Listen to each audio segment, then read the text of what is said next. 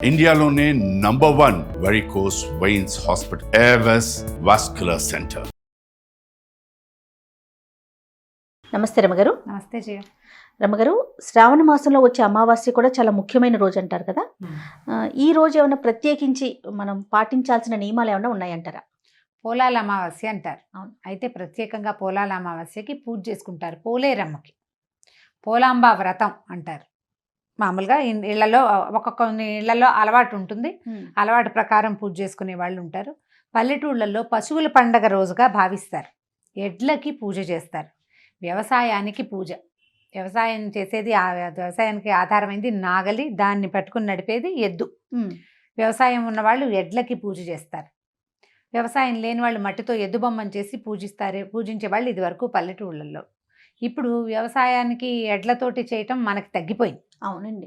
మెషిన్లు వచ్చేసినాయి, ట్రాక్టర్లు వచ్చినాయి, ఇప్పుడు ఏదో పవర్ టిల్లర్లు అవి ఇవి రకరకాలు వచ్చినాయి. కానీ సంప్రదాయమే. కానీ ఎద్దుకి బసవడుగా భావించి పసుపు బొట్టు పెట్టి కాస్త మెడలో దండేసి వాళ్ళకి ఉలవలు దాణా అవి ఏమైనా తినిపించి శ్రద్ధగా చేసుకుంటారనమాట.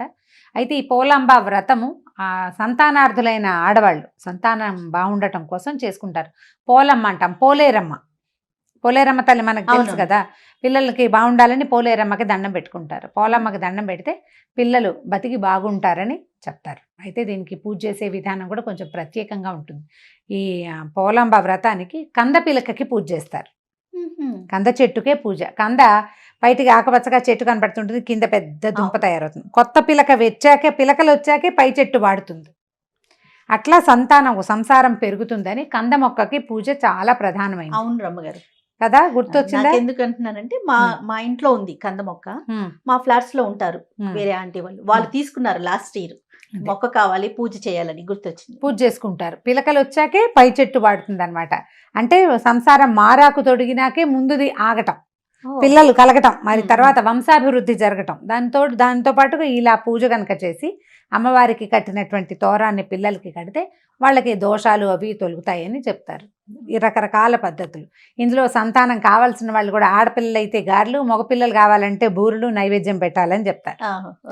9 రకాల పిండి వంటలు చేసి పెడతారు. 9 రకాల కూరగాయలు వేసినటువంటి శాకాన్ని అమ్మవారికి నివేదన చేస్తారు. శాకాన్నం కూరగాయలు వేస్తారు. మన గుమ్మడి, బూడిద గుమ్మడి, తెల్ల గుమ్మడి, సొర, తర్వాత చిక్కుళ్ళు, ఇప్పుడు టమాటాలు వేసుకుంటున్నాం అనుకో, అన్ని రకాలు అట్లా అన్నీ వేసి 9 రకాల కూరలతో చేసినటువంటి పులుసన్నాన్ని అమ్మవారికి నైవేద్యం పెడతారు. ఇది ఒక విధానంగా చేస్తారు. అక్కడి నుంచి ఇడ్లీ పిండి చేసుకుంటాం కదా మనం. ఉప్పుడు రవ్వ వేయకుండా బియ్యపు రవ్వ వేసి పిండి పెడతారు.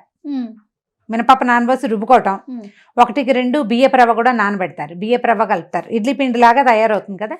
దాన్ని పనసాకులతోటి చిన్న బుట్టలాగా కుడతారు. ఆ పనస బుట్టలు నింపుతారనమాట. ఈ పిండితోటి నింపి ఆవిరి మీద ఉడికిస్తారు. కొట్టంగి బుట్టలు అంటారు వాటిని. ఈ బుట్టని వాళ్ళ నివేదన చేస్తారు. పనసాకులు ఒక పోలి ఒక బుట్ట అంటారు. ఒక వెడల్పాటి దాని మీద ఒక ఆవిరి కుడుంలాగా వేస్తారు ఈ పిండితోటి. ఇడ్లీ ప్లేట్లలో పెట్టరు, విడిగా పళ్ళెం మీద పెడతారు, లేదా ఒక గుడ్డ మీద వేసి ఆవిరి వాసన పోలి కడతారు. ఇంత వెడల్ రౌండ్గా ఒకటి, దాని మీద నిలబడేది ఒకటి బుట్ట. పోలి బుట్ట అంటారు. ఆ పోలి బుట్టను కూడా నివేదన చేస్తారు. ఇది ఇప్పుడు చేసే పద్ధతి అనమాట. పోలాల అమావాస్యకి చేయవలసింది ఏంటంటే ఇది వాసన పోలి అంటారు దాన్ని. మనం ఇడ్లీ పిండిని ఇక బట్ట కట్టికి ఒక గిన్నెలో నీళ్ళు పోసి పైన ఒక తెల్లటి బట్టని వాసనలాగా కట్టి ఆ నీళ్ళ గిన్నెని పొయ్యి మీద పెట్టామనుకో, ఆ పై బట్ట మీద ఇడ్లీ పిండి వేసి మూత కనుక పెడితే చక్కగా ఉడికిపోతుంది ఇడ్లీలాగా ఆవిరి మీద. కదా, ఆవిరి కుడు మనం ఆయకుడు అంటాం కదా. ఆవిరి కుడుని వీళ్ళు ఏమంటారంటే పోలి అంటారు. వాసన పోలి, వాసన కట్టిన పోలి. ఈ పోలి బుట్ట ఇవి 2 నివేదన చేస్తారు. కంద పిల్లకకి ప్రధానంగా పూజ చేస్తారు. ఇవి ఇళ్లల్లో అలవాట్లు ఉన్న వాళ్ళు చేసుకునేది. వాళ్ళ ఇంట్లో అలవాటు ఉంటే ఆ ఇళ్లలో ఉన్న అలవాటు ప్రకారము చేసుకుంటారు. దీనికి ఒక అనుబంధంగా చెప్పే కథ కూడా చాలా ఇంట్రెస్టింగ్గా ఉంటుంది. కథ చెప్పుకుందాం తర్వాత.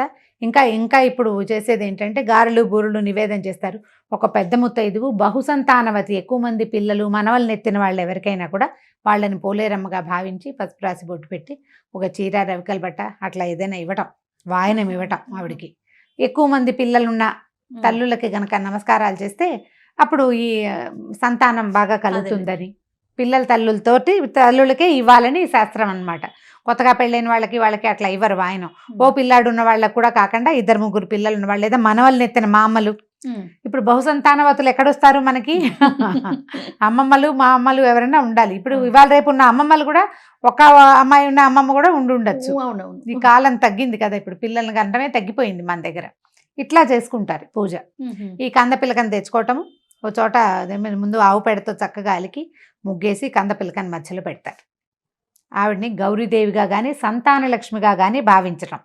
ఈ రెండిట్లలో చెరొక పూజా విధానం చేస్తారు. నిత్యగౌరీ పూజా విధానం లాగా కందగౌరీ పూజయామి అంటారు, లేదా కంద లక్ష్మి అయితే లక్ష్మి లేకపోతే గౌరీ, వాళ్ళ ఇంట్లో అలవాటుని బట్టి పూజ చేసి 3 తోరాలు 3 లేదా 4, మనకి 2 పిల్లలు ఉన్నారనుకో, పిల్లలిద్దరికీ చెరుకో తోరం, మనకో తోరం, అమ్మవారికో తోరం, అట్లా 4 తోరాలు కట్టి పసుపు తాడుకి చిన్న పసుపు కొమ్ములు కడతారు, చిట్టివి పసుపు కొమ్ములు కట్టి తోరణాన్ని అమ్మవారికి సమర్పిస్తారు.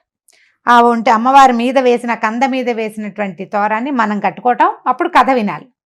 కథ అయిపోయాక తోరాలు తీసి పిల్లలకి కనుక కడితే, చిన్నపిల్లలకి మొల్లో కట్టినా కూడా ఈ గ్రహదోషాలు అవి లేకుండా, బాలారిష్టాలు లేకుండా పిల్లలు ప్రమాదాల బారిన పడకుండా పెరుగుతారని నమ్ముతారనమాట. బాగుంటుంది. మనం ఇప్పుడు విడిగా మనకు అలవాట్లేదు, మనం ఎప్పుడు చేయలేదు, ఇది ఒక ప్రత్యేక పూజ, అమావాస్య నాడు పూజ చేసే విధానము అనేది జ్ఞాపకం పెట్టుకుని దండం పెట్టుకుంటే సరిపోతుంది అంతే. పెద్దగా పూజ చేసే అలవాటు లేదనుకో, ఈ అలవాటు లేని వ్యవహారాలు చేయమని నేనైతే ఎంకరేజ్ చేయను. అవును, చేస్తారు. ఇట్లా పద్ధతి ఉంటే చేయమంటారు, పద్ధతి ఉంటే మానేసుకోకుండా చేసుకోండి.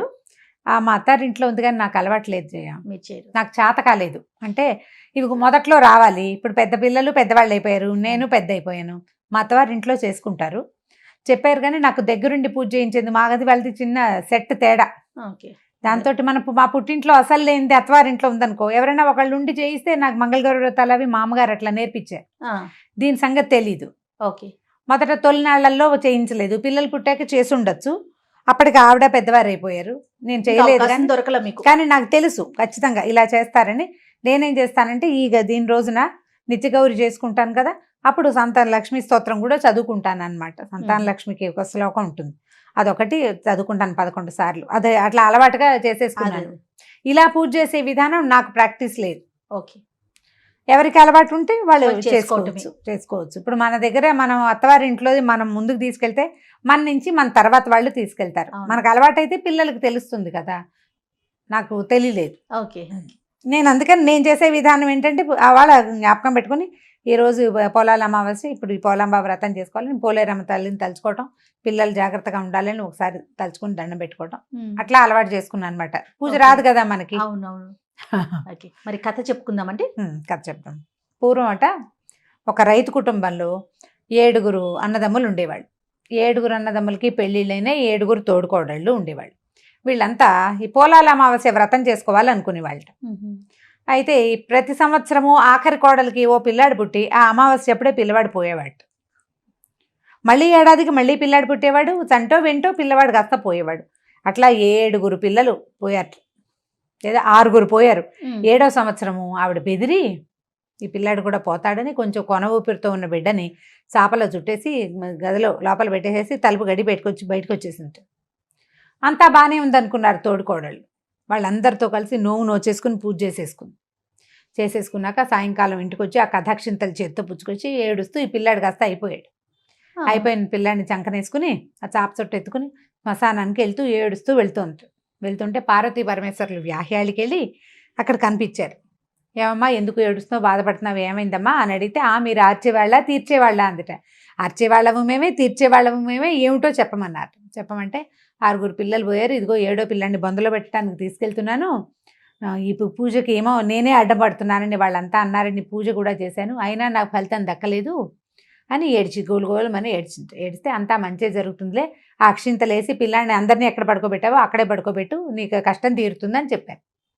కథాక్షింతలు చేత్తో పుచ్చుకుని ఉంది కదా, ఈ పిల్లాన్ని ఎత్తుకొచ్చిందిగా, ఎక్కడైతే ముందు పిల్లల్ని పాతి పెట్టారో ఈ పిల్లాన్ని కూడా అక్కడే పెట్టి ఈ అక్షింతలు చల్లేసరికల్లా ఈ పక్కల పడుకున్న పిల్లవాడు మెలకు కదిలేడు. ఆ 6 పిల్లల్ని పాతి పెట్టిందే పిల్లలందరూ లేచి వచ్చేసారట. అందులో లేచి వచ్చేస్తే ఆవిడ ఆ పిల్లల్ని వేసుకుని ఇంటికి వెళ్ళి, ఆ పిల్లల కోడిలాగా అంతమంది పిల్లల్ని వేసుకుని వస్తున్న తోడుకోడలను చూసి అందరూ ఆశ్చర్యపోయారు. సరిపోయి తోడుకోడలంతా క్షమాపణ అడిగారు. నీ వల్లే మా వ్రతం పాడవుతుంది అని తెగదిట్టేవారు. ఇప్పుడు వ్రతం కాదు ప్రధానమైంది, తల్లులకు కావాల్సింది పిల్లలు, సంతానం ముఖ్యం కదా. అది సంతానం కోల్పోయి బాధపడుతుంటే మా వ్రతం పోయిందని మేము ఏడ్చాము, మాది తప్పేనని అందరూ దండం పెట్టారు, అమ్మాయికి క్షమాపణ అడిగారు. ఆ తర్వాత కాలం అంతా ఆవిడెప్పుడు ఈ పోలాంబ వ్రతం చేసుకునేది. పోలేరమ్మ తల్లి ఆ పిల్లల్ని కాపాడిందని చెప్తారు. ఈ పోలేరమ్మ ఏంటంటే మనకి గ్రామ సరిహద్దుల్లో ఉండే అమ్మవారు. ఇప్పుడు గ్రామ సరిహద్దులు అనగానే సాధారణంగా గ్రామాల చివరి భాగాలే శ్మశానాలుగా ఉంటాయి. ఆ ప్రాంతాన్ని పోలేరమ్మ రక్షిస్తుందని, జబ్బులు అవి రాకుండా కాపాడుతుందని చెప్తారు. ఈ కథ చెప్పుకుని అక్షింతలు వేసుకుంటారు. ఈ వ్రత కథ ఇదే. చిన్న చిన్న ఆరోగ్య సమస్యలు ఉన్నా కూడా రమ్మగారు పోలేరమ్మకి మొక్కుంటాం. పోలేరమ్మకి మొక్కుతారు. ఏం చేస్తారు, వేప మండలు అవి తెచ్చి కడతారు. గ్రామ దేవత కదా. మేమేం చేస్తాం అంటే కొంచెం గంగానమ్మకి మొక్కుకునే అలవాటు కూడా ఉంటుంది. పోలేరమ్మకి పాయసం, గంగానమ్మకి పెరుగన్నం అంటారు. పోలేరుకి పాయసం కావాలని ఆవిడ గ్రామ దేవత రక్షిస్తుంటుంది. రక్షణ కావాలి శక్తులలో ఆవిడ ఒకతనమాట. అయితే అలాంటి శక్తిని కనుక సంవత్సరానికి ఒక్కనాడు జ్ఞప్తి తెచ్చుకుని పూజిస్తే, మనం ఉండేది గ్రామాల్లో కాదు సిటీలలో అయినప్పటికీ కూడా పిల్లలు తరచూ పడిపోతారు, రోడ్డు మీదకి వెళ్ళంగానే పడతారు, ఓసారి పడితే పదే పదే పడుతూ ఉంటారు. అలాంటి సమస్యలు తగ్గిపోతాయి. ఈ అమ్మవారికి మనం కందపిల్లకి పూజ చేసాం కదా, అక్కడ ఈ తోరాలు పెట్టి ఆ పసుపు దారాలను, పెద్ద పెద్ద దారాలు ఏం కట్టరు, 3 పొరలు వేస్తారు అంతే. దానికి ఒక చిన్న పసుపు కొమ్ము కడతారు. అది చిన్న పిల్లలైతే మొల్లో కడతారు, పెద్ద పిల్లలైతే మెడలో వేసేస్తారు. మెడలో వేసేస్తే ఒక 3 రోజులు అట్లా ఉంచుతారనమాట. అది రక్షణ ఇస్తుందని, పిల్లల తాలూకు ఆరోగ్యాల సమస్యలు అవి రాకుండా కాపాడుతుందని. పోలాల అమావాస్య వ్రతం చేసుకునే విధానం ఇది. ఎవరింట్లో ఉంటే వాళ్ళు చేసుకోండి. వాళ్ళు వ్రతం లేదు మన దగ్గర, మనకు అలవాట్లేదు, ఈ చెప్తున్న కథ ఉందా, ఇది ఎంత ఇంట్రెస్టింగ్గా ఉంది, అది ఒకసారి విని ఒక దండం పెట్టుకోండి అంతే. రైట్ రమ్మగారు, థ్యాంక్ యూ. నమస్తే. నమస్తే జీ.